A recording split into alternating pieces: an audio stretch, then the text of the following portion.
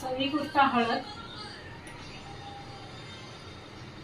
थोडा कलर छान येतो हळद टाकल्याला, आणखी लाल कलर वाढतो. याचा सार बनवते टिकलं, म्हणाले मी तुम्हाला टिकलं बनवते असं घट्ट दाटसर आणि आंबट, म्हणून हे कोकम टाकते. ते कोकम मला जास्त टाकावे लागतात कारण ती आंबट कमी आहे. तुम्ही तुमच्या चवीनुसार असे टाका.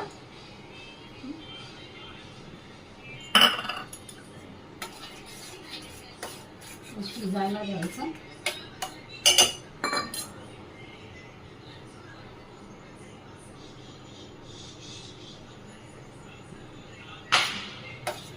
छान उकाळी येऊ दे, झाकण ठेवते आणि छान उकाळी देते.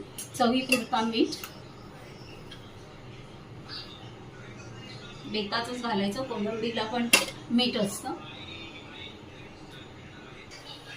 साराला छान उकाळी दिली, छान मस्तपैकी कलर पण सुंदर आलाय आणि चांगलं मोरून शिजायला द्यायचं.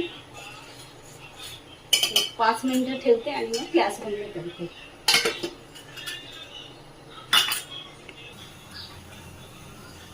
हे ह्याच्यात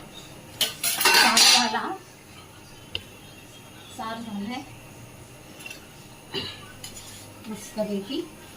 आता कोथिंबीर टाकते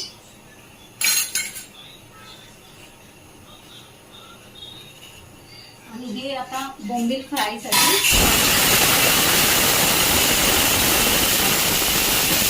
लावून ठेवल्या.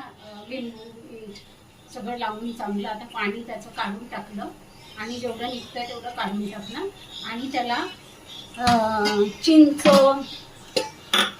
चिंच, मिरची पावडर आणि आलं लसूण पेस्ट हे सगळं एकत्र मी वाटण करून ठेवते. ते वाटण करून ठेवलेलं आहे ते त्याला लावणार आणि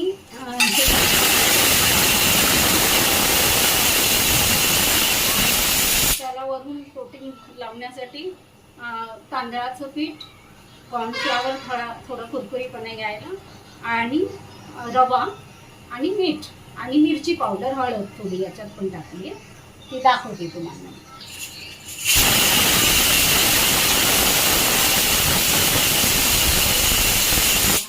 लाल लाल कोलंबीचं टिकलं याला म्हणतात.